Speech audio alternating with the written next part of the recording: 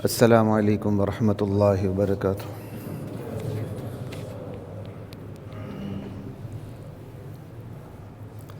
بسم اللہ والحمد للہ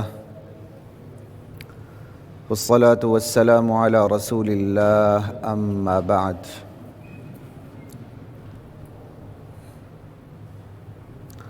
فاعوذ باللہ من الشیطان الرجیم، بسم اللہ الرحمن الرحیم۔ کنتم خیر امہ، تم بہترین امت ہو، اخرجت للناس، تمہیں لوگوں کی ہدایت کے لیے بھیجا گیا ہے۔ تأمرون بالمعروف، تمہاری امتیازی شان یہ ہے تم اچھائیوں کا حکم دیتے ہو۔ وتنہون عن المنکر، برائیوں سے روکتے ہو، مزاحم بن جاتے ہو برائیوں کے سامنے۔ وتؤمنون باللہ، اور تمہارا دوسری اقوام سے سب سے بڑا جو فرق ہے وہ یہ ہے تم اللہ کی توحید پہ ایمان رکھتے ہو۔ عن ابی سعید الخدری رضی اللہ تعالی عنہ قال، حضرت ابو سعید خدری رضی اللہ تعالی عنہ فرماتے ہیں کہ سمعت رسول اللہ صلی اللہ علیہ وسلم یقول، میں نے نبی کریم صلی اللہ تعالی علیہ وآلہ وسلم کو یہ ارشاد فرماتے سنا، من رأى منکم منکرا فلیغیرہ بیدہ، تم میں سے کوئی شخص برائی کو دیکھے تو اس کے ایمان کا سب سے بڑا درجہ یہ ہے کہ وہ برائی کو ہاتھ سے ختم کرے، طاقت سے قوت سے ختم کر دے۔ اگر حکمت کا تقاضا طاقت کو استعمال کرنا ہے اور اگر طاقت اور قدرت موجود ہے۔ فَإِن لَّمْ يَسْتَطِعْ فَبِلِسَانِهِ، اور اگر تم میں سے کسی شخص کو جو برائی دیکھے، برائی کو ختم کرنے کی طاقت اس کے پاس نہیں ہے تو کم سے کم زبان سے برائی کو ختم کرے، پیار سے کہہ دے، یا اخی اتق اللہ، اے میرے بھائی اللہ سے ڈرو، بچو، یہ برائی ہے، یہ گناہ ہے، یہ نہیں کرنا چاہیے، کم سے کم اس کا اعلان تو نہ کرو۔ فَإِن لَّمْ يَسْتَطِعْ فَبِلِسَانِهِ فَإِن لَّمْ يَسْتَطِعْ فَبِقَلْبِهِ، اور اگر زبان سے بھی استطاعت نہیں ہے تو پھر کم سے کم دل سے تو برا جانو، دل سے ختم کرو۔ اللہ اکبر، یہ اللہ کا میرے اور آپ کے اوپر احسان ہے کہ اللہ تعالیٰ نے طاقت اور قدرت کے نہ ہوتے ہوئے ہمارے اوپر ذمہ داری عائد نہیں کی، ورنہ اللہ تو اللہ ہے، اللہ چاہتا تو یہ ذمہ داری عائد کر دیتا، بھلے تمہاری جان چلی جائے، کسی بھی منکر کو دیکھ لو بس اسے مٹا دو۔ اللہ نے ہم پر یہ ذمہ داری نہیں ڈالی، اللہ کا کتنا احسان ہے۔ کہا بھئی تمہارے پاس طاقت ہے، قدرت ہے، پھر طاقت اور قدرت کو استعمال کرو۔ طاقت اور قدرت میں جسمانی طاقت آ گئی، اختیارات آ گئے، ایک قاضی کو طاقت حاصل ہے، ایک انتظامی آفیسر کو طاقت حاصل ہے، باپ کو اولاد کے حوالے سے طاقت حاصل ہے، میاں کو بیوی کے حوالے سے طاقت حاصل ہے۔ ویسے حاصل ہے لا الہ الا اللہ۔ بعض باتیں منبر پر کہنے والی نہیں، میں کیا کروں۔ کل ہی ایک ساتھی بتا رہے تھے، رونا بھی آتا اور بندہ حیران ہوتا۔ خاتون نے خاتون سے پوچھا کہ بھائی برابری کیسے ہوگی، میرا جسم میری مرضی ہے۔ تو خاتون نے کہا اگر وہ میرے ساتھ میرا جو خاوند شباشی کرتا تو پھر میرا بھی حق ہے، تو یہ حق میرا بھی ہے کہ اگر وہ میرے ساتھ جمع کرے تو میں بھی اس کے ساتھ کروں۔ یہ میں بڑا مہذب الفاظ میں، وہ میرے پاس الفاظ نہیں کہ میں بیان کروں، لغت ختم ہو جاتی ہے۔ یعنی میں ایکٹیو پرسن ہوں، وہ ایکٹیو پرسن ایک دفعہ ہوا تو پھر دوسری دفعہ ایکٹیو پرسن بننے کا حق مجھے ہے۔ اب بات سمجھ آئی آپ کو؟ جن کو سمجھ آئی وہ کہ پھر جن کو سمجھ نہیں آئی ان کو سمجھا دے بعد میں. سمجھ آئیے؟ یعنی ایک دفعہ سبجیکٹو رول میرا ہے، سبجیکٹ میں ہوں، تو دوسری دفعہ وہ ہے تو دوسری دفعہ سبجیکٹ میں بنوں، فائل میں بنوں، یہ میرا رائٹ ہے. تو اس نے کہا آپ عورت ہوتے ہوئے، عورت اسے کہہ رہی ہے آپ عورت ہوتے ہوئے ایکٹیو پرسن کیسے بنو گی، فائل کیسے بنو گی؟ اس نے کہا آج کل ٹوائز مل جاتے ہیں.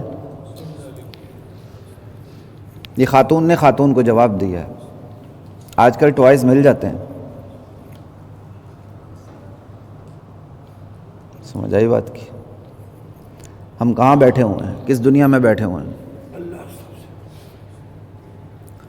یقین جانی میں تو کہتا ہوں سارا سال میں اسی موضوع کو پکڑ کے بیٹھوں. اسلام کا کتنا احسان ہے کہ اسلام نے ہماری طاقت، ہماری قدرت اور ہماری حیثیت کو دیکھتے ہوئے ذمہ داری عائد کی ہے.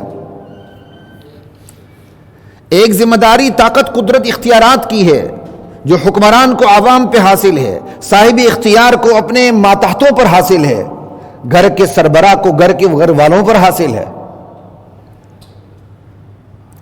اور ایک جو طاقت و قدوت ہے وہ علمی ہے. بندے کے پاس اتنا علم ہونا چاہیے کہ اسے پتہ ہو یہ برائی ہے اور کس درجے کی برائی ہے. پھر اس کی حدیں اور سرحدیں تو بہت ہی طویل ہیں، لیکن عوام الناس کے لیے کم از کم اتنا تو ہونا چاہیے جو کھلی ہوئی برائیاں ہیں جن کے بارے میں دو رائے کا امکان موجود ہی نہیں، کھلے ہوئے گناہ ہیں جن کے بارے میں دو رائے کا امکان سرے سے وجود ہی نہیں. یعنی 24 گھنٹے کی زندگی میں بطور مومن، بطور مسلم، حلال اور حرام کی حدوں کو پہچاننا جتنا ہمارا دائرہ ہے، کم از کم اس دائرے تک ہمیں منکرات کا بھی پتہ ہونا چاہیے کہ برائی کیا ہے. یہ بھی قدرت میں ہے. اگر ایک بندے کو پتہ ہی نہیں ہے کہ شراب حرام ہے، لواطت حرام ہے، زنا حرام ہے، بد نظری حرام ہے، گانا بجانا حرام ہے، وہ تو گانے کو ثواب سمجھ کے سنے گا. نعوذ باللہ. لوگ تو آج کل موسیقی کو ثواب سمجھ کے سنتے ہیں، نام بدل دیتے ہیں. اس حدیث سے یہ بھی پتہ چلا ہمارے پاس اتنا علم بھی ہونا چاہیے. علم بھی قدرت میں داخل ہے. ایک کو پتہ ہی نہیں گناہ ہے تو وہ گناہ سے روکے گا کیا؟ اختیارات اپنی جگہ، علم کے لیے علم بھی ہونا چاہیے کہ یہ منکرات ہیں، یہ معروفات ہیں، یہ نیکی ہے اور یہ بدی ہے. ہاں اس کی تمام بڑی تفصیلات، اجتہادی تفصیلات پھر وہ اہل علم علماء کا کام ہے، لیکن بطور عوام ہمیں اتنا تو پتہ ہونا چاہیے جو کھلی ہوئی برائیاں ہمیں ان کا پتہ ہو، اس پہ ہم کمپرومائز نہ کریں. اب روزے کو سر عام کھانا کھلی ہوئی برائی نہیں ہے. ایک لے مین، ایک عام آدمی کو بھی پتہ کہ کھلی ہوئی برائی ہے، لیکن ماشاءاللہ اللہ کرے ہمارے باہر والوں کو خیال آ جائے رمضان میں یہ بند ہو جائے، کرونا سے ہی ڈر جائیں. اب پچھلے دنوں سیشن کورٹ میں بیٹھے ہوئے تھے تو چائے پی رہے تھے ہم باہر میں نے ساتھیوں سے پوچھا رمضان میں کیا بنے گا؟ کہتے ہیں وہ نچلی والی بند ہو جاتی ہے، وہ اوپر والی یہ کھلی ہی رہتی ہے. یہ بھی میرا خیال کھلا ہی رہتا ہے کام. کیوں جی؟ یعنی آپ یہ جو ہمارے وہ ساتھی ہیں جو دیندار ہیں ان کو اس چیز کا خیال آنا چاہیے. کیا کمال ہے اللہ کے مقابلے میں اپنی یعنی اپنی حدوں کے اندر آپ بادشاہ بن گئے. بادشاہ نہیں، فرعون بن گئے. یہ خدا کی خدائی کو آپ اپنے دائرے کے اندر، اپنی حدود کے اندر چیلنج کر رہے ہیں کہ آؤ کورٹ میں ہمیں روک کے دکھاؤ، آؤ ہماری حدود میں ذرا ہمیں روک کے دکھاؤ. یہ وقت کے حکمران کو چیلنج نہیں کر رہے، وقت کے کسی پرہیزگار کو جو برائیوں سے روکتا ہے اس کو چیلنج نہیں کر رہے، بلکہ چیلنج کرنے والے سب سے پہلے خدا کی حاکمیت کو چیلنج کر رہے ہیں. چاہے وہ بھلے زبان سے نہ کہے، عمل یہی بتاتا ہے. لا الہ الا اللہ. تو یہ تو اللہ کے احسان ہے کہ اللہ تعالیٰ نے 3 درجے رکھے ہیں، سب کو ایک درجے پہ نہیں رکھا. قدرت ہے، طاقت ہے، ہاتھ سے ختم کرو. نہیں ہے زبان سے ختم کرو، نہیں ہے دل سے ختم کرو. لیکن امت اس پر بھی آنے کو تیار نہیں ہے. کہتے ہیں نا ہم سوشل اینیمل ٹھیک ہے، معاشی جانور ٹھیک ہیں، بس اس سے زیادہ ہماری کوئی ذمہ داری نہیں. کھانا پینا، کھلانا پلانا. لا الہ الا اللہ. اور یہاں لفظ استعمال ہوا ہے فَإِن لَّمْ يَسْتَطِعْ فَبِقَلْبِهِ. زبان سے بھی ختم کرنے کی قدرت نہیں تو دل سے ختم کرو. دل سے کوئی چیز ختم تو نہیں ہوتی. میں اسی اسلوب پہ آنا چاہتا تھا کہ اللہ کے نبی صلی اللہ علیہ وسلم نے یہ آخر اسلوب اپنایا کیوں کہ زبان سے ختم کرنے کی ہمت نہیں تو دل سے ختم کرو. تو دل سے کیسے ختم ہوگی؟ دل سے آپ ختم کیسے کریں گے؟ وہ برائی جو آپ دیکھ رہے ہیں اگر آپ کے پاس اس کو ختم کرنے کی طاقت نہیں ہے اور زبان بھی استعمال کرنے کی قدرت آپ کے پاس نہیں ہے اور آپ سو جاتے ہیں تو وہ برائی متعدی ہوتے ہوئے کس تک پہنچے گی؟ آپ تک پہنچ جائے گی، آپ کو لپیٹ میں لے لے گی. کورونا لپیٹ میں لیتا ہے، یہ سب کو پتہ ہے. لیکن یہ برائیاں، یہ بدیاں متعدی ہوتی ہیں. اس پہ کتنے لوگ ہیں جن کا ایمان ہے؟ آپ دل سے ختم کرنے کا مطلب کیا ہے؟ دل سے اس قدر بیزاری کا اعلان کریں کہ وہ بیماری بڑھتے بڑھتے آپ تک نہ پہنچے. اگر آپ اس قدر اس سے بیزار ہو گئے، نفرت کا اظہار کیا، اس مجلس سے اٹھ گئے، اللہ سے خواہش کا اظہار کیا یا اللہ مجھے ہاتھ کی طاقت دے دے، میں اس برائی کو ہاتھ سے ختم کر دوں، کم سے کم زبان کی مجھے طاقت دے دے کہ میں کہنے والا بنوں، واعظ و نصیحت کرنے والا بنوں، تو وہ برائی میرے اور آپ کے دل تک پہنچے گی؟ نہیں پہنچے گی. لیکن یہ فقبی قلبی، دل سے ختم کریں. اگر دل میں بھی برا نہ جانا تو وہ برائی کیا ہوگی؟ لپیٹ میں لے لے گی. آپ نہیں دیکھتے جو بھی سگریٹیا ہے، سگریٹ پیتا ہے، آپ اسے ذرا پوچھ کے دیکھیں کہ وہ سگریٹ تک پہنچا کیسے. پہلے تو اسے سگریٹ کا دھواں بھی برداشت نہیں ہوتا تھا، چکر آ جاتے تھے. ایسا ہی ہے. ہم چھوٹے تھے تو ایک ساتھی چلے گئے، ہم گھر، ہمارے محلے میں دکان تھی پان کی، تو جی ہم پان لینے لگے. تو ساتھی نے کہا جی تمباکو والا پان. تو وہاں کوئی ایسی باتیں ہوئی کہ جیسے کوئی بڑا ہی بہادر آدمی تمباکو والا پان کھاتا نا. میں کہا تمباکو والا لگا دو. ہم بھی بہادر بن گئے. وہ تمباکو والا پان منہ میں لیا تو پھر جو چکر آیا، اللہ مان والحفیظ. اسی طرح ایک دفعہ نسوار رکھنے کا بھی مجھے تجربہ ہوا. وہ بھی عصر کا وقت تھا، آج تک مجھے نہیں بھولتا. جو میری جو مطلب شاید وومٹ ہو گئی یا قے ہو گئی یا چکر آگے، بری حالت تھی میری. یہ نسواری بنتے کیسے ہیں؟ یہ تمباکو والے پان پہ پہنچتے کیسے ہیں؟ یہ سگریٹیے بنتے کیسے ہیں؟ پہلے دن نہیں بنتے. ماں کے پیٹ سے کوئی بھی نہیں بنتا. سب سے پہلے اس ماحول میں جاتے ہیں. وہ اس ماحول میں جاتے ہیں جہاں سگریٹ کا دھواں بھی برا لگتا ہے، برداشت نہیں ہوتا. ٹھیک ہے، لیکن آہستہ آہستہ سگریٹ کا دھواں برا نہیں لگتا، بھلا لگتا ہے. پھر بندہ اس دھوئیں کے بغیر وہ اس کو کیا کہتے ہیں، بڑا پیشاب بھی نہیں آ رہا ہوتا. انا للہ و انا الیہ راجعون. جب تک وہ ایک سگریٹ پھونکے نا وہ واش روم نہیں جاتا. کتنی غلیظ ترین عادت ہے یہ. ایک مولوی صاحب بھی ہیں، سگریٹ پیتے ہیں، تو انہوں نے خود اعتراف کیا، غالباً مجھے یاد ہے، کہتے جب تک نہ پئیں تو حاجت ہی نہیں ہوتی. لا حول ولا قوت الا باللہ العلی العظیم. یہ تو ہمارے حالات ہیں. تو برائیوں تک بندہ جب برائی کو دل سے برا نہ جانے، بیزاری کا اعلان نہ کرے، وہ برائی خود سے ختم نہیں کر سکتا. وہ گریجولی برائی اس کو اپنے لپیٹ میں لے لیتی ہے. اس لیے یہ اسلوب اپنایا گیا کہ دل سے ختم کرو، کیونکہ جب وہ دل سے بیزاری کا اعلان کرے گا، کم از کم اپنی ذات کی حد تک تو بیفور ٹائم ہی ختم کیے رکھے گا، آنے نہیں دے گا. یہ اللہ اکبر، لا الہ الا اللہ، ولا تلقوا بایدیکم الی التہلکہ. اپنے آپ کو اپنے ہاتھوں سے ہلاکت میں نہ ڈالو. یہ برائیوں سے نہ روکنا، اپنے آپ کو اپنے ہاتھوں ہلاکت میں ڈالنا ہے. اس آیت کا مصداق یہ بھی ہے، لا یضرکم من ضل اذا اہتدیتم. اگر تم ہدایت پر ہو، ہدایت کے تقاضے پورے ہو رہے ہیں، کسی کی گمراہی تمہیں نقصان نہیں پہنچا سکتی۔ ہدایت کا تقاضا یہ ہے بندہ برائی کو ہاتھ سے ختم کرے، نہیں تو زبان سے ختم کرے، نہیں تو دل سے بیزاری کا اعلان کر کے اس مجلس سے اٹھے۔ جب ہدایت کے ان تقاضوں پر عمل ہوگا تو پھر جو دوسرے برائی کرنے والے ہوں گے ان کے جراثیم میرے اور آپ تک نہیں پہنچیں گے، مگر نہ پہنچے ہی پہنچے۔ لا الہ الا اللہ۔ سورۃ توبہ کی میں ایک آیت پڑھ دیتا ہوں، آپ حیران ہو جائیں گے ان آیات کو دیکھ کر۔ اللہ تعالیٰ فرماتے ہیں فَلَوْلَا نَفَرَ مِن كُلِّ فِرْقَةٍ مِّنْهُمْ طَائِفَةٌ لِيَتَفَقَّهُوا فِي الدِّينِ۔ ایسا کیوں نہیں ہونا چاہیے کہ آبادی کے ہر حصے میں سے ایک گروہ اٹھے، گھر سے نکلے، علم دین حاصل کرے۔ آبادی کے ہر حصے میں سے ایک گروہ، ہر جماعت میں سے، ہر برادری سے، ہر طبقے سے ایک گروہ نکلے۔ اور یہ چیز اللہ تعالیٰ نے اپنے دین کے علاوہ کسی کے لیے بھی، کسی بھی علم کے لیے یہ الفاظ استعمال نہیں کیے۔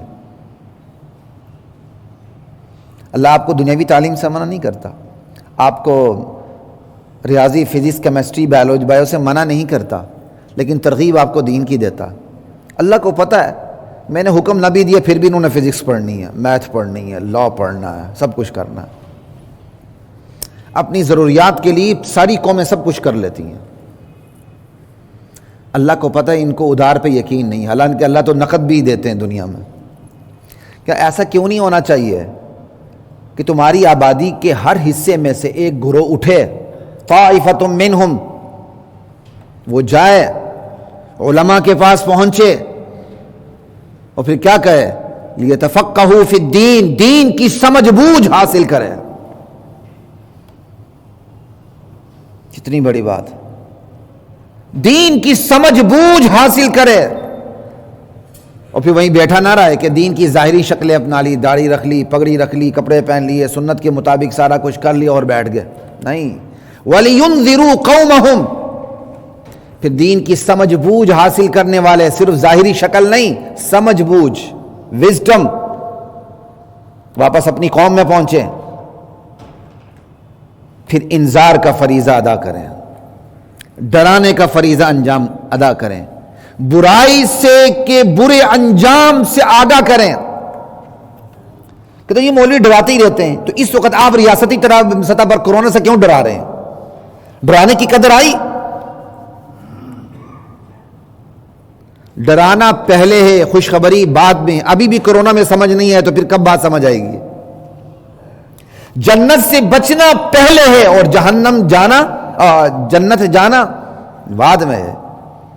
جہنم سے بچ کے جنت نہ بھی گئے کامیاب ہو گئے، جنت نہ بھی گئے کامیاب ہو گئے، جہنم سے بچ گئے تو۔ اس لیے ڈرانا پہلے ہے، خوشخبری بعد میں ہے۔ کہ یہ دین کی سمجھ بوجھ حاصل کریں، پھر اپنی قوم میں پہنچیں، قوم کو برے انجام سے ڈرائیں۔ وَلِيُنذِرُوا قَوْمَهُمْ إِذَا رَجَعُوا إِلَيْهِمْ، کیوں؟ لَعَلَّهُمْ يَحْذَرُونَ، تاکہ قوم محتاط ہو جائے، غیر اسلامی رویوں سے پرہیز کرے۔ اور یہ ہمارے تعلیم کا مقصد بھی بتا دیتی ہے آیت۔ ہماری تعلیم کا مقصد کیا ہے؟ غیر اسلامی رویوں سے پرہیز، یہ تعلیم کا سب سے بڑا مقصد ہے۔ آپ خود دیکھیں اس وقت تعلیم کا مقصد کیا حاصل ہے؟ اتنی یہ کلاسیکل آیت، اتنی وسیع ترین آیت ہے کہ اسی پر گھنٹوں آپ بحث کریں، اس کے سیاق و سباق کو دیکھتے ہوئے۔ چند آیتیں پہلے اللہ تعالیٰ نے اس سے کہا، ان آیات سے پہلے تبوک پہ جو بعض کچھ منافقین تھے جو بالکل ہی شریک نہ ہوا ہے، بعض تھے صحابہ ان کا عذر تسلیم کر لیا گیا، وہ تو وحی کے ذریعے تسلیم کر لیا گیا۔ باقاعدہ منافقین تھے جو باقاعدہ پلاننگ کے تحت شریک نہیں ہوئے، وہ شہری منافقین تھے۔ ان کے بعد اللہ تعالیٰ، یہ 11ویں سپارے کا پہلا رکوع جا کر پڑھ لیجیے گا جو ابھی بتانے لگا ہوں، یعتذرون الیکم اذا رجعتم۔ پھر وہ منافقین بھی تھے، وہ کافر بھی تھے جو دیہاتوں میں رہتے تھے، ان کا قرآن نے الگ سے ذکر کیا۔ کہا شہری منافقین سے یہ دیہاتی منافقین بڑھ کر ہیں۔ شہریوں کو تو پھر بھی تھوڑی بہت ہوا لگتی رہتی دین کے ایک دو باتوں کی، ان کو تو بالکل ہی ہوا نہیں لگتی، کیونکہ جو انجام سے بے خبر ہوتا ہے وہ زیادہ بہادر ہو جاتا ہے۔ ٹھیک، کہا الاعراب اشد کفرا و نفاقا، یہ اعرابی، یہ بدو جو لوگ ہیں مدینے کے اطراف میں منافقین کا، یہ کفر میں بھی شدید ترین ہے شہریوں کے مقابلے میں، منافقت میں بھی شہری منافقین سے بڑھ کر ہیں۔ وَأَجْدَرُ أَلَّا يَعْلَمُوا حُدُودَ مَا أَنزَلَ اللَّهُ عَلَى رَسُولِهِ، اور اس بات کا زیادہ امکان ہے کہ اللہ نے جو اپنے رسول پر جو دین نازل کیا اس کی حدود سے یہ ناواقف رہیں، اس کا زیادہ امکان ہے، یہ اللہ تعالیٰ بتا رہے ہیں۔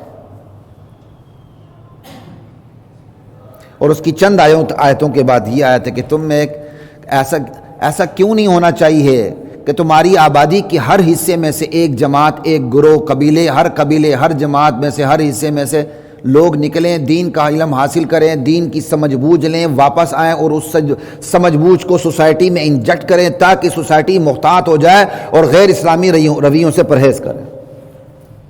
یعنی اللہ تعالیٰ نے منافقت، اور جو منافقت کی شدت ہے، کفر کی شدت ہے، شہری منافقت، دیہاتی منافقت، شہری کفر، دیہاتی کفر، اس کی دو تقسیمیں اللہ تعالیٰ نے کر کے اگلی آیات کے اندر اللہ تعالیٰ نے ذمہ داری ڈالی۔ اس صورتحال کو دیکھتے ہوئے تمہاری آبادی کے ہر حصے میں سے لوگ اٹھنے چاہیے جو دینی علم حاصل کریں، علماء سے تربیت لیں، ان سے ٹریننگ لیں، دین کی سمجھ بوجھ حاصل کریں، اپنے معاشرے میں آئیں، اپنے معاشرے میں رہ کر دن رات ان کا کام صرف اور صرف یہی ہو کہ وہ برے انجام سے ڈرائیں، دین کو پھیلائیں تاکہ معاشرہ محتاط زندگی گزارے۔ لا الہ الا اللہ۔ اب ان آیات کو دیکھتے ہوئے میرا اور آپ کا رویہ کیا ہے؟ اللہ اکبر، اللہ بخشے میرے والد کو، جتنے بھی مرحومین ہیں سب کی مغفرت فرمائے۔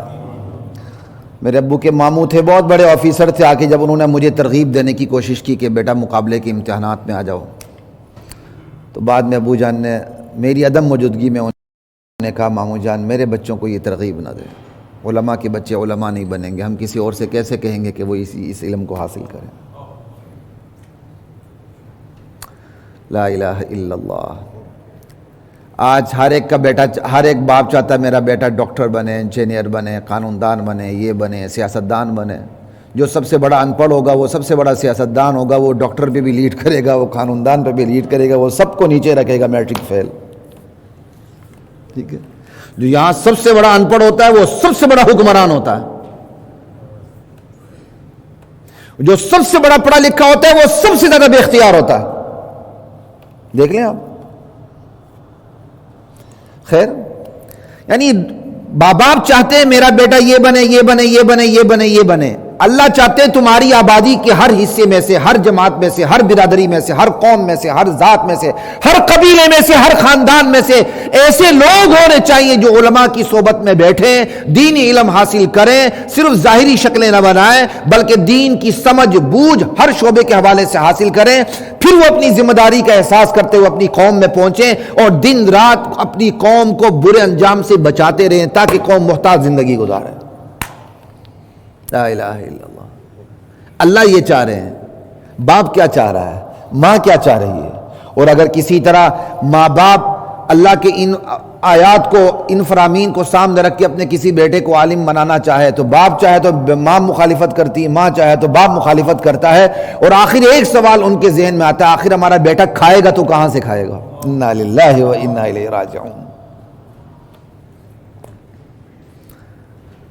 جو دین پہ آتے ہیں اللہ ان کی معاشی زندگی کو کبھی تنگ نہیں کرتا بلکہ اتنی فراخی پیدا کر دیتا ہے کہ عام آدمی سوچ بھی نہیں سکتا۔ انشاءاللہ اللہ تعالیٰ نے انہی رمضان کے دنوں میں مجھے موقع دیا تو میں نبی کریم صلی اللہ علیہ وسلم کی معاشی زندگی پہ بات کروں گا، کیونکہ یہاں ایک مسکنسپشن پھیلی ہوئی ہے، اسلام کا نام لیتے ہی، نبی علیہ السلام کا نام لیتے ہی صرف فقر و فاقہ ذہن میں آتا اور کچھ بھی نہیں آتا۔ اللہ کے نبی کا فقر و فاقہ اختیاری تھا، غیر اختیاری نہیں تھا۔ یہ تو ہم ان کی شان گھٹاتے ہیں۔ آج بھی ہے، لیں دولت آپ لاکھوں کروڑوں لیں پھر دیں اللہ کے نام پہ، کس نے روکا ہے نبی علیہ السلام جتنا دل؟ آ جائیں میدان میں۔ نبی علیہ السلام کی میں معاشی زندگی بھی بات کروں گا، کتنی شاندار اور جاندار تھی، کیسی تھی۔ یہ سب کچھ آپ رہنے ہی نہیں دیتے تھے، اٹھا کے خرچ کر دیتے تھے۔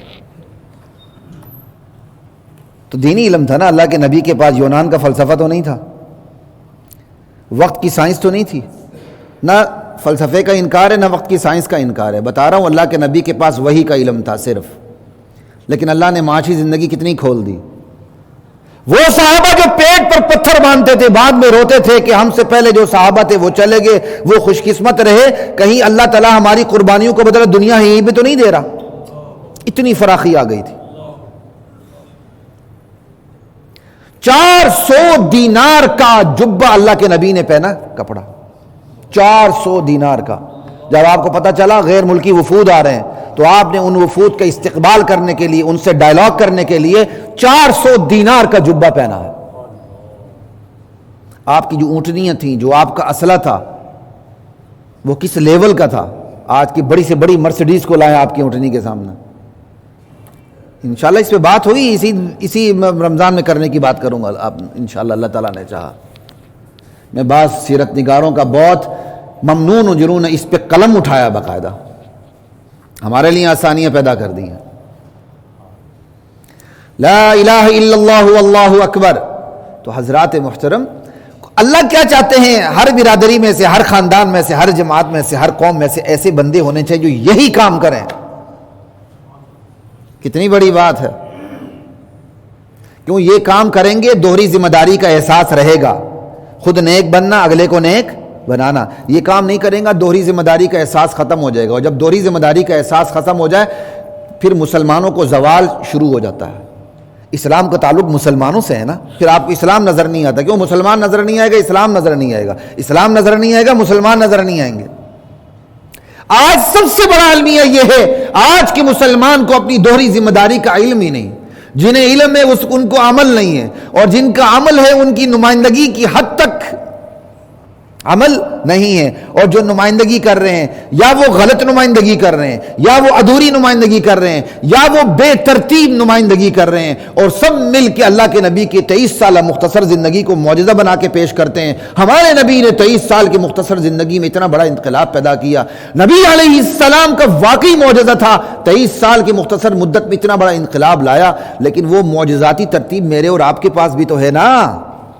اسی معجزاتی ترتیب پہ میں نے اور آپ نے بھی تو چلنا ہے نا، انشاءاللہ۔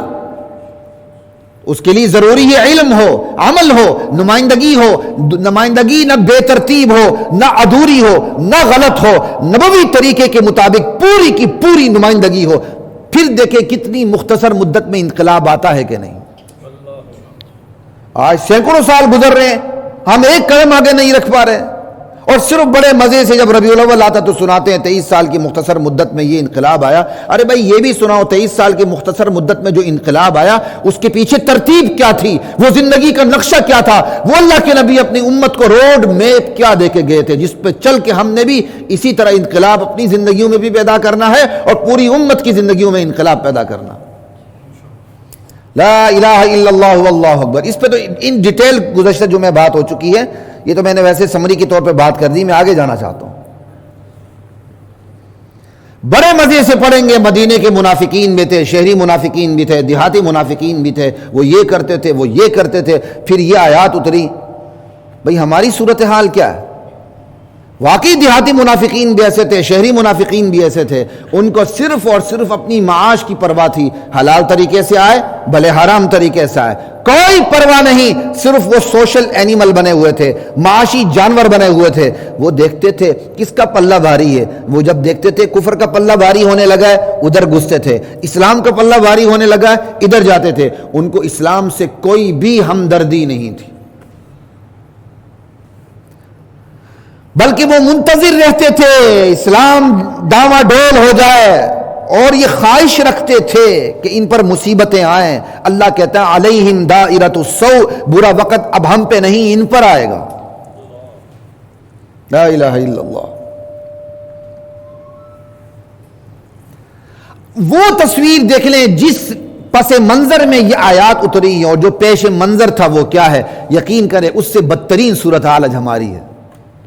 مدینے کے منافقین تھے، شہری منافقین، دیہاتی منافقین، ٹھیک ہے، کھردرے منافقین، انتہائی سنگ دل منافقین اور انتہائی سنگ دل کافرین، یہ تھا نقشہ. اور اس نقشے میں صحابہ کو کہا گیا تم دینی علم حاصل کر کے ان پر محنت کرو. کتنے مزے سے ہم سنائیں گے، لیکن اگر اب ہم اس کو اپنے اوپر اپلائی کریں، کیا یہ منافقین نہیں ہے؟ کیا مسلط ہونے والے کافرین نہیں ہیں؟ کیا اس صورتحال کے اندر یہ آیت اپلائی نہیں ہو رہی؟ فَلَوْلَا نَفَرَ مِن كُلِّ فِرْقَةٍ مِّنْهُمْ طَائِفَةٌ لِيَتَفَقَّهُوا فِي الدِّينِ. ارے کیا ایسا نہیں ہونا چاہیے کہ تمہاری ہر برادری میں سے علماء اٹھیں، علماء کی تربیت میں بیٹھیں؟ کیا ایسا نہیں ہونا چاہیے تم میں سے ہر ایک شخص چاہے وہ کسی بھی شعبے سے تعلق رکھتا ہو، دینی رہنمائی لینے کے لیے علماء کی صحبت، مجلس اور رہنمائی اور ان سے گائیڈ لائن لیتا رہے، اور اسی گائیڈ لائن کو اپنی زندگی میں اپنے جو شعبے کے اندر اللہ تعالیٰ نے اس کو اختیارات دیے امپلیمنٹ کرتا رہے. لِيَتَفَقَّهُوا فِي الدِّينِ وَلِيُنذِرُوا قَوْمَهُمْ. آپ دین کا جتنا وزڈم لیں گے نا، اتنی کائنات آپ کو خس و خاشاک نظر آئے گی، اللہ ذوالجلال کی قسم. پھر آپ کسی صاحب اختیار کو احترام تو دیں گے لیکن اس کی پوجا نہیں کریں گے، عزت تو دیں گے لیکن گھاس چارے کی طرح اس کے سامنے آپ بالکل مسل کے نہیں رہ جائیں گے. لا الہ الا اللہ واللہ اکبر. یہی صورتحال جو مدینے میں تھی منافقین کافرین، اس سے بدترین صورتحال آج ہے. منافقین بھی ہے، کافرین بھی ہے، بلکہ عملی منافق بھی ہیں. یہاں صحابہ تو کم سے کم اللہ کا شکر ہے، عملی اعتقادی نفاق تو صحابہ میں تھا ہی نہیں، عملی منافقت بھی نہیں تھی ان میں. ہمارے ہاں تو ایک کام زیادہ ہے، عقیدے کے منافقین بھی ہمارے معاشرے میں، عمل کے منافقین بھی ہمارے معاشرے میں، اور جو واضح کافرین ہیں جو مسلط ہونے کی خواہش رکھتے ہیں عالمی طاقتوں کی شکل میں، مالیاتی اداروں کی شکل میں، وہ علیحدہ ہے. اس صورتحال میں کیا یہ اللہ کا حکم ہمیں نظر نہیں آتا؟ بدترین صورتحال ہے ہماری. اگر اس بدترین صورتحال کی میں ایک دو مثالیں پیش کر دوں منافقت کی تو آپ کو اعتراض تو نہیں ہوگا؟ کوئی بات نہیں، اعتراض بھی کر لیں، کیا فرق پڑتا ہے، لیکن انشاءاللہ کریں گے بھی نہیں. آپ اچھے لوگ ہیں اور اللہ مجھے بھی اچھا بنائے، آپ کو بھی اچھا بنائے. منافقین کی بدترین مثال آپ کے سامنے رکھتا ہوں منافقت کی، کہ ریاست کا سربراہ بے حیائی پھیلانے والی کو تمغہ صدارت پہناتا ہے. ایسا ہے کہ نہیں؟ اور اسی سانس میں بے حیائی کو روکنے والی شخصیت کو بھی تمغہ دے رہا ہوتا. کوئی سمجھ آ رہی ہے؟ ریاست کا سربراہ تمغہ کیا کہتے ہیں دے رہا ہے داد دینے کے لیے، جو اس کو خراج تحسین پیش کرنے کے لیے پوری قوم دیکھ رہی ہے. بے حیائی پھیلانے والی خاتون کو بھی میڈل دے رہا ہے اور بے حیائی کو روکنے والی شخصیت عالم کو بھی. حج بھی کعبہ کا کیا، گنگا کا اشنان بھی، خوش رہے شیطان بھی، راضی رہے رحمان بھی. یہ صورتحال ہے کہ نہیں؟ یہ منافقت کی بدترین کیا کہتے ہیں مثال ہے کہ نہیں؟ کتنی شدید ترین منافقت ہے. مدینے کے جو اطراف میں منافق تھے ان سے ان منافقوں سے ہماری منافقت بڑھ کے ہے کہ نہیں؟ عملی نفاق تو ہمارا بہت آگے نکل چکا ہے. اگر میں یہاں کہوں جی وہ ٹھمکے لگانے والی، ڈانس کرنے والی، اڑیا اور ننگے لباس میں جس نے زیادہ ننگا لباس پہنا، جو زیادہ اڑیاں ہوئی، زیادہ ڈانس کیا، زیادہ بدترین طریقے سے ٹھمکے لگائے، زیادہ ہمارے کیا کہتے ہیں ہوش و حواس پر اس نے حملہ کیا، اس کو سب سے بڑا میڈل. میں یہ اس لیے کہہ رہا ہوں تاکہ آپ کو گناہ کی سنگینی کا احساس ہو. میں تانے کے طور پہ نہیں کہہ رہا، گناہ کی سنگینی بتانے کے لیے کہہ رہا ہوں. وقت کا سربراہ جس نے سب سے بڑا گناہ کیا اس کو تمغہ دے رہا ہے، اور جو گناہوں کو روکنے کے لیے اس نے اپنی پوری زندگی لگا دی ہے اس کو بھی تمغہ دے رہا ہے. اس منافقت کی شکل میں اللہ کا قرآن یاد نہیں آ رہا؟ تم میں سے، تمہاری ہر برادری میں سے، ہر خاندان میں سے، ہر قوم میں سے ایسے لوگ اٹھیں جو دین کا وزڈم، دین کی سمجھ بوجھ حاصل کر کے معاشرے میں دن رات یہی کام کریں تاکہ معاشرہ محتاط زندگی گزارے. لا الہ الا اللہ. اور اسی طرح منافقت کی بدترین مثال، لا الہ الا اللہ، کیا کریں؟ مغربیت. ہم مغربیت کی تشریح کر کے اس کو اسلامی بناتے ہیں. پہلے مغربیت کی مرغوبیت میں صرف حدیث کا انکار ہوتا تھا. آج مغربیت کی مرغوبیت کا یہ عالم ہے، مغرب سے مرغوبیت کا یہ عالم ہے قرآن کی تعبیر جو طے شدہ تعبیر ہے، 1400 سال سے کانسنسس ہے، طے شدہ تعبیر ہے، اس پر بھی حملے ہو رہے ہیں، اور دانشور حملے کر رہے ہیں، دانشور حملے کر رہے ہیں. جو ایک طے شدہ بات ہے اس پر حملہ ہو رہا ہے. آپ اپنی 2 سالہ پریسیڈنٹ پر حملہ نہیں ہونے دیتے. 1400 سال سے ایک چیز پہ کانسنسس ہے، دوسرا مفہوم لینا یا کفر ہے یا سراسر گمراہی ہے، لیکن آج مغرب سے مروب ہو کے لوگ قرآن کی اس تعبیر پر بھی ہاتھ ڈال رہے ہیں، لیکن آپ خاموش ہیں. یہ منافقت کی بدترین شکل نہیں ہے؟ یہ تو منافقت کی وہ بدترین شکل ہے جو میں گزشتہ جو میں بتا چکا ہوں. جرم نہیں مٹا رہے ہم، احساس جرم کو مٹا رہے ہیں. ہم جرم نہیں مٹا رہے، ہم جرم کے احساس کو مٹا رہے ہیں. اور اس جرم کو احساس، جرم کا احساس مٹانے میں سب سے بڑا کردار عالمی طاقتوں کا. ہمارے بعد دانشور جو اینکر ٹینکر ٹائپ کے لوگ ہوتے ہیں نا، وہ کہتے ہیں اپنے آپ کے پیچھے پڑو، تم کہتے ہو غیروں کی سازش ہے. نہ، یہ مسخ شدہ ذہنیت ہے کہ صرف آپ جو سازشیں کر رہے ہیں ان کو نظر انداز کر دیں. آپ انڈیا کو نظر انداز کر سکتے ہیں، آپ افغانستان کی سرحدوں کو نظر انداز کر سکتے ہیں، آپ جو ہمارے ملک کے بدخواہ ہیں ان کو نظر انداز کر سکتے ہیں، کر کے بیٹھے نا. آپ اگر سرحدوں کی حفاظت کو نظر انداز نہیں کر سکتے تو پھر دین کی سرحدات پر جو حملے ہو رہے ہیں اس کی حفاظت کو نظر انداز، وہاں کیا کہتے ہیں چوکنا ہونے کو نظر انداز کیسے کیا جا سکتا ہے؟ عالمی کردار کو کیسے بلایا جا سکتا ہے؟ عالمی کردار یہ ہے کہ اس سے ہماری ریاست پہ مالی غیر مالی ہر قسم کا دباؤ ڈالا ہوا ہے. ریاست اس دباؤ کو پھر تقسیم کرتی ہے. ریاست اپنے اوپر آنے والے اس دباؤ کو تقسیم کر دی ہے. چند علماء سو کو، جدید سکالرز کو خرید لیتی ہے جو وقت کے تقاضوں کے مطابق پھر دین کی تشریح کرتے ہیں. وقت کے تقاضوں کے مطابق جب ریاست کا تقاضا جہاد ہوتا ہے تو وہی سکالر جہاد کی تعریف کرتا ہے. جب ریاست کا تقاضا ہوتا ہے بندوق نہیں اٹھانی، وہی بندہ جہاد کے پیچھے پڑ جاتا ہے. کیا عجیب بات ہے. عالمی دباؤ ریاست پر، ریاست اپنے دباؤ کو تقسیم کرتے ہوئے سکالرز کو لے لیتی ہے، ایک میڈیا کو ہاتھ میں لے لیتی ہے، 2 پھر میڈیا میں ایسے لوگ ہوتے ہیں جو ہماری تاریخ کو، ہمارے ماضی کو، ہمارے اسلاف کو مسخ کر کے پیش کرنے لگتے ہیں. بالکل ریاست خاموش رہتی ہے. ہجرے خسرے ہر قسم کے لوگ میدان میں آ کے اسلام کی بنیادی تعلیمات کو علل اعلان چیلنج کرتے ہیں. ریاست بالکل ہاتھ نہیں ڈالتی. کیوں؟ ریاست کے اوپر دباؤ ہے، اس نے اس دباؤ کو تقسیم کیا ہوا ہے. پھر اس کے اثرات کس پہ پہنچتے ہیں؟ فرد پہ پہنچتے ہیں، معاشرے پہ پہنچتے ہیں، گھریلو زندگی پہ پہنچتے ہیں، اور خصوصاً ہمارے عائلی نظام پہ پہنچتے ہیں. فرد پہ پہنچتے ہیں، فرد گندا ہو جاتا ہے. فرد کے اندر سے ہیبت، فرد کے اندر سے جو دین کی غیرت ہوتی ہے وہ ختم ہونے لگتی ہے. گھریلو زندگی تک اس کے اثرات پہنچتے ہیں. گھریلو زندگی میں پھر اثرات یہ ہوتے ہیں کہ گھر کی ریاست کے سربراہ کے پاس جو اختیارات ہوتے ہیں وہ صرف مسئلہ کشمیر کے ہوتے ہیں. بس بیٹے نے کہا نا کہ ہمارے گھر میں بڑا اتحاد ہے، بڑے بڑے اختیارات ابا جی کے پاس، چھوٹے چھوٹے اختیارات ماما کے پاس ہے، اس لیے ہمارے گھر میں لڑائی نہیں ہے. وہ بڑے اختیارات، چھوٹے چھوٹے اختیارات کون سے ہیں؟ ابا کو پاکٹ منی دینا، روزانہ کا خرچہ دینا، دال سبزی سب کچھ لانا، رشتے کہاں کرنے کہاں نہیں کرنے، کس پھپھو کے پاس جانا ہے کس پھپھو کے پاس نہیں جانا، کس رشتہ دار کہاں سے رشتہ داری رکھنی کہاں نہیں رکھنی، رشتے کہاں کرنے کہاں نہیں کرنے. یہ چھوٹے چھوٹے کام سارے ابو کے پاس ہیں، امی کے پاس ہے. ابو کے پاس کیا ہے؟ کا مسئلہ چیچنیا، بوسنیا، کشمیر، اس میں جو بات ہوتی ہے ابو کی بات حرف آخر ہوتی ہے. اس میں جو بات ہوتی ہے بس ابو کی بات حرف آخر ہوتی ہے. یہ چیز ہمارے گھروں کے اندر پہنچ چکی ہے. باہر کے اثرات ہمارے گھروں کے اندر داخل ہو چکی ہیں. میاں بیوی بوڑھے ہوتے ہیں، طلاقوں کی نوبت آ رہی ہے. خدا کی قسم آج مجھے بتائیں طلاقوں کی شرح روز بروز بڑھ رہی کہ نہیں بڑھ رہی؟ روز بروز. آپ اس کو آسان سمجھتے ہیں. یہ جو آپ کے معاشرے میں ناچنے والی ہیں نا، ان کے اثرات ہمارے فرد پہ پڑ رہے ہیں، ہمارے سماج پہ پڑ رہے ہیں، ہماری گھریلو زندگی پہ پڑ رہے ہیں. یہ ہمارے عائلی نظام پہ حملہ ہے.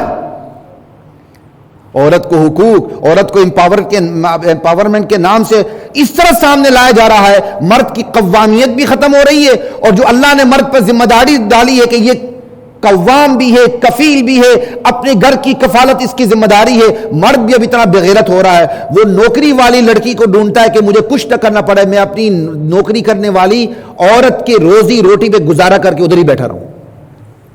وہ بھی ایسی ڈھونڈتا ہے. ویسے مل گئی ایک الگ بات ہے، لیکن ایک مرد کا یہ ہو کہ میں عورت کی کمائی پر ہاتھ ڈالوں اس لیے مجھے ایسی چاہیے، تو یہ اس سے سب بڑی بڑی بغیرتی دیوسی کچھ نہیں ہو سکتی. یہ سارے اثرات کس چیز کے ہیں؟ وہی ہیں جو بائن ہیں.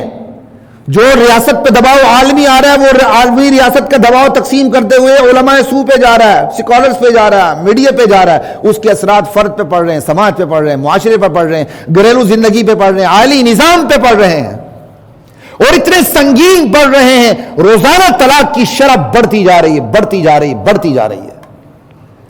جس معاشرے میں عورت کی پسند ناپسند کو دیکھا ہی نہیں جاتا تھا وہاں طلاق کی شرح نہ ہونے کے برابر تھی. اب جس معاشرے میں عورت خود سامنے آ کے سب کچھ پسند کرتی ہے، خود پروپوز کرتی ہے، سب کچھ ایکشن وہ کرتی ہے، 2 مہینے بعد وہ گھر واپس پہنچ جاتی ہے. اب بہن بھائی بھی اتنے بغیرت ہو چکے ہیں کہ وہ بھائی بھی اس دہلی واپس آنے والی بہن کو قبول کرنے کے لیے تیار نہیں ہوتا. وہ کہتا نہیں پہلے ہی میرے بچے اتنے، میں تجھے کیسے سنبھالوں. حالانکہ اللہ کے نبی کا فرمان ہے کہ سب سے بہترین صدقہ یہ ہے تمہاری بیٹی کسی طرح متعلقہ ہو کے، بیوہ ہو کے، کسی طرح بھی واپس تمہاری دہلیز پہ پہنچ جائے، اس پہ جو تم خرچ کرتے ہو سب سے بڑا صدقہ ہے. لیکن آج بھائی اتنا بغیرت ہو چکا ہے کہ واپس آنے والی بہن کو وہ قبول کرنے کے لیے تیار ہی نہیں ہے. وہ اس لیے بھی تیار نہیں ہے اس بھائی کے اوپر اس کی بیوی کی حکمرانی ہے.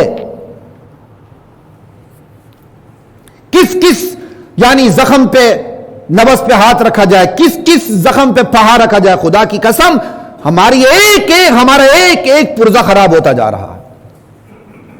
لا الہ الا اللہ واللہ اکبر. سنگینی اس حد تک پہنچ چکی ہے اور ہمیں اس سنگینی کا احساس ہی نہیں. لا الہ الا اللہ. اور تاریخ کو اس طرح قرآن کی آیت بنا کے پیش کیا جا رہا ہے کہ جب ہمارا بندہ کوئی تاریخ کی اردو کتاب پڑھ لیتا ہے اس کے سامنے قرآن کی آیت بے وزن ہو جاتی ہے، حدیث بے وزن ہو جاتی ہے. اس کو بتایا جاتا ہے دیکھو جی حدیث میں آیا تقتلک الفئۃ الباغیہ، عمار تجھے ایک باغی گروہ قتل کرے گا. عمار شہید ہو جاتے ہیں اور اس کا ملبہ صحابہ پر ڈال دیا جاتا. صحابہ میں آپس میں جنگیں ہوئیں، دونوں طرف منافقین تھے. یہ حضرت علی بھی مانتے ہیں، امیر معاویہ بھی مانتے ہیں. اگر حضرت علی کے صف میں کوئی منافق تھے اور انہوں نے اپنا غلط کردار ادا کیا تو اس کے گناہ حضرت علی پہ نہیں جاتا. اسی طرح امیر معاویہ کے صف میں کوئی منافق تھا تو اس کا گناہ حضرت امیر معاویہ کے سر پہ نہیں جاتا.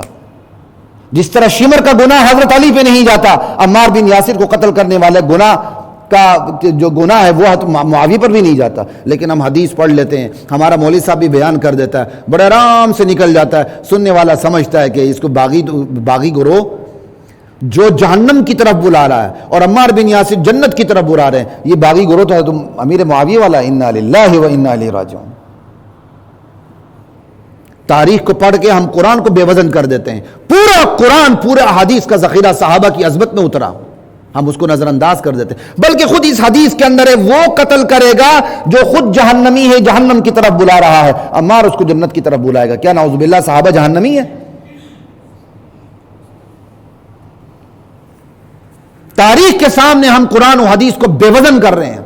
اور یہ بھی فتنہ ہے، ہمیں اپنے بڑوں سے برگشتہ کیا جا رہا ہے. ہماری جھوٹی تاریخیں لکھی جا رہی ہیں. جو ہمارے ہزار سال کی حکمرانی رہی ہے اس کے چن چن کے جو گناہ ہے جو ہیں یا نہیں ہیں ان کو بنا کے پیش کیا جا رہا ہے. میں انکار نہیں کرتا کوئی نبوی معاشرہ نہیں ہوتا آئیڈیل صرف نبی کا معاشرہ ہوتا ہے. بعد کے اندر تو کمزوریاں ہوتی ہیں، لیکن 1000 سال میں آپ 1000 برائیاں بھی نکال دیں تو کیا وہ پورا معاشرہ گندا ہو گیا؟ پھر ہمارا ہر گھرانہ گندا ہے. باپ مرتا ہے تو وراثت کے جھگڑے ہوتے ہیں بہن بھائیوں کے اندر، قتل تک ہوتے ہیں، گالی گلوچ تک آتی ہے، کم سے کم گلے شکوے تک آتے ہیں. تو پھر ہر گھرانہ ہی گندا ہے. یہ کیا ہوا آپ ایک گھر میں سے ایک برائی کو لیں اور پھر پورے گھرانے کی مٹی پلیت کر کے رکھ دیں آپ؟ ہمارے لوگوں میں تو یہ وزڈم ختم ہو چکی ہے. اس لیے ختم ہو چکی ہے کہ قرآن کی آیت ہے، تم علماء کی صحبت میں بیٹھ کر دین کا وزڈم، دین کی سمجھ بوجھ حاصل کرو. وہ ہم سمجھ بوجھ حاصل کرنے کے لیے تیار ہی نہیں ہے. ہماری سمجھ بوجھ یہ اردو بازار سے ایک تاریخ کی کتاب پڑھ لی اور اس کے بعد مورچزن ہو گیا. حضرات محترم، وقت ختم ہو رہا ہے. 3-4 منٹ میں آپ کو ایک آدھ بات کر کے بات کو ختم کرتا ہوں. اب ہماری ذمہ داری کیا ہے؟ یہ جتنی بھی باتیں کی اس کے اندر ذمہ داریاں خود بخود آ جاتی ہیں، لیکن 2-3 واضح ذمہ داریاں میں اختصار کے ساتھ آپ کے سامنے رکھتا ہوں. رمضان بھی آ رہا ہے 1-2 ہفتوں کے بعد. اگلے جمعے کے بعد انشاءاللہ اگلا جمعہ ہوگا، زندگی ہوگی تو وہ رمضان کے اندر ہوگا انشاءاللہ. اللہ تعالیٰ مجھے بھی زندگی دے، آپ کو بھی دے، عمل والی زندگی دے. حلال کمائی کا اہتمام کریں، اور جن حضرات کے پاس حلال کمائی نہیں ہے کم از کم رمضان میں وہ کسی بہن بھائی سے ادھار لے لیں، ادھار لے کے اپنے گھر والوں کو حلال کمائی کھلائیں، حلال کمائی کھائیں، کم سے کم یہ کریں۔ حلال کمائی کے بڑے اثرات ہوتے ہیں، اعمال حلال نکلتے ہیں، حرام کمائی سے اعمال بھی حرام کے نکلتے ہیں۔ تو سب سے پہلی بات یہ حلال کمائی کا اہتمام کریں، ایک۔ اور دوسری بات، اپنے گھر حیا کا اہتمام کریں۔ ہمارے گھروں میں حیا ختم ہوتا جا رہا ہے، اور ہمارے نبی کا فرمان ہے جب تم میں سے حیا رخصت ہو جائے پھر تم جو مرضی کرو، کیونکہ زندگی کے ہر شعبے میں حیا داخل ہے۔ اگر حیا ختم ہو گیا ہر شعبہ متاثر ہو گیا۔ حیا میں دو بڑی چیزیں بلکہ تین بڑی چیزیں ہیں۔ اپنی بیٹیوں کو، اپنے بیٹوں کو یہ نام نہاد بے لگام 100 چینل سے روک دیں۔ زیادہ ہی شوق ہے، کم سے کم آپ کی موجودگی میں نیوز کے لیے کھلے، میں اس کے لیے بھی کوئی فتویٰ نہیں دے رہا، لیکن آپ کو طریقہ بتا رہا ہوں۔ آپ کی عدم موجودگی میں کوئی آپ کی اولاد چینلز کو آن نہ کرے، چاہے وہ کتنی بھی فرشتہ صفت کیوں نہ ہو۔ یہاں تو خبریں دیکھتے ہوئے ٹھمکے لگتے ہیں، آپ خبریں کیسے دیکھیں گے؟ حیا میں سب سے پہلے اپنے گھروں کے اندر میڈیا کو کنٹرول کریں، جو یہ شیطان دجال ہمارے گھروں کے اندر گھس آیا ہوا، ایک۔ اور حیا کے حوالے سے پردے کا اہتمام کریں۔ اللہ کے نبی کی ازواج مطہرات کو چادر لینے کا حکم ہے، پردہ کرنے کا حکم ہے۔ یدنین علیہن من جلابیبہن، جلباب بڑی چادر کو کہتے ہیں جو سر سے پاؤں تک ڈھانک لے، ٹھیک ہے۔ اور بغیر ضرورت اپنی عورتوں کو گھروں سے باہر نکلنے نہ دیں، یہ کہتے ہوئے آپ کو دل کا دورہ پڑے گا، کیونکہ اکثریت ہمارے معاشرے کی ایسی ہو چکی ہے۔ الحمدللہ بازاروں میں جانے کا بہت کم اتفاق ہوتا ہے، اللہ کا احسان ہے، لیکن ایک آدھ دفعہ جانے کا اتفاق ہوا، دل دہل گیا، بچے تھے چلے جاتے تھے، یقین کریں اب گھسنے کی ہمت ہی نہیں ہوتی، کیونکہ اس پورے بازار کے اندر اگر 1000 عورتیں ہیں تو 2 مرد بھی نظر نہیں آتے۔ گھر کی عورت کو گھر کے اندر آرام ہی نہیں آ رہا، وہ بازار میں گھسی ہوئی ہے۔ حیا کے حوالے سے اپنے گھروں کو، اپنی خواتین کو بغیر ضرورت گھر سے نکلنے نہ دیں، ان پر پابندی لگائیں، رشتہ داروں کے پاس جائیں۔ لیکن یہ کیا، چھوٹی چھوٹی چیز لینے کے لیے بھی ساری عورتیں میدان میں گھسی ہوتی ہیں، میدان میں گھسی ہوتی ہیں، آئی نہیں ہوتی کیونکہ جگہ ہی نہیں ہوتی وہاں۔